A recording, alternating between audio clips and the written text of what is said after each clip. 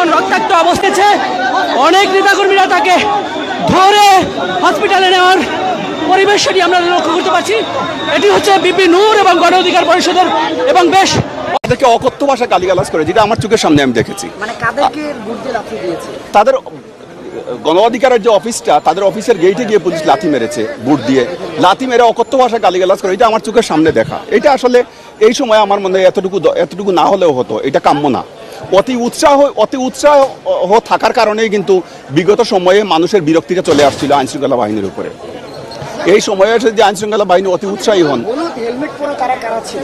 হলুদ হেলমেট পরা এটা এখানে ছিল, এরা জাতীয় পার্টি কার্যালয় থেকে বের হয়েছিলেন হলুদ হেলমেট পরে, এবং তারা এক ধরনের হেলমেট পরে, একই রকম হেলমেট সবার মাথায় ছিল। তারা এখান থেকে বের হয়ে এখানে যারা ছিলেন ছাত্ররা তাদের উপর হামলা করেছেন, এবং এটা এই জাতীয় পার্টি কার্যালয়ের থেকেই তারা বেরিয়ে। এটা চোখের সামনের ঘটনা, আমি যা দেখলাম সেটাই আপনাদের বললাম। জয় বাংলা স্লোগানের বিষয়ে কিছু দেখেছেন কি? না, এটা আমি দেখিনি, এবং এইটাও দেখলাম যে রাস্তায় পথচারী যাচ্ছে, পুলিশ ধরে তাকে পিটালো, তুমি কেন এখানে।